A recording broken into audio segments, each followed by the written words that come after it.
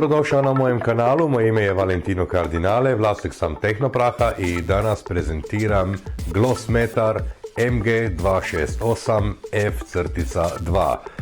Zvuči kao borbeni zrakoplov, a skoro da i je.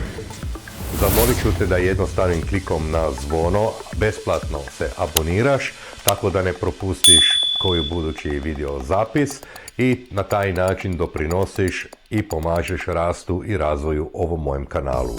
Hvala! Naš Glossmetar, borbeni zrakoplov MG268 F-2, to je opet vrlo erotično ime za uređaj, ali tak se zove. Nije ništa drugo nego vrlo kompaktan, jednostavan i cjenovno pristupačan Glossmetar sa kutovima mjerenja 20, 60 i 80 stupnjeva. Uređaj koristi se za mjerenje stupnja sjaja na glatkim i ravnim podlogama. Idealan je za mjerenje tekućih i praškastih boja. Mjerač omogućuje mjerenje cijelog područja sjaja i odgovara svim međunarodnim normama i zahtjevima od GSB, QIB i QualiCode. Uređaj označen je sa CE oznakom i ima također izjavu o konformitetu.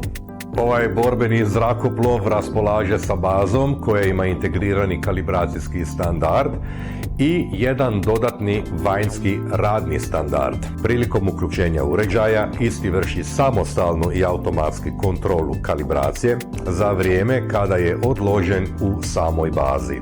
Uređaj MG268 koristi samo jednu AA bateriju i ima bateriju na punjenje tako da se dostiže vrijeme korištenja od minimalno 50 sati ili 2000 mjerenja. Uređaj raspolaže funkcijom statistike i memorije za maksimalno 10.000 mjerenja.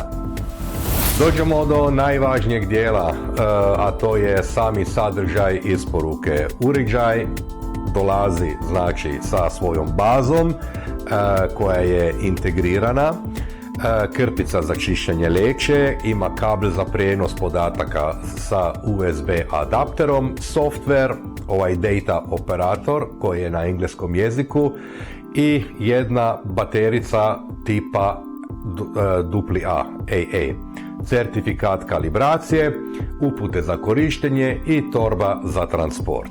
Jamstvo je godinu dana i to je jamstvo od proizvođača na greške materijala i samu izradu. Za više informacije klikni na našu web stranicu tehnoprah.hr i ako su ti dobivene informacije bile od koristi, daj mi za uzvrat jedan like, besplatan je. Hvala i vidimo se u sljedećem video zapisu.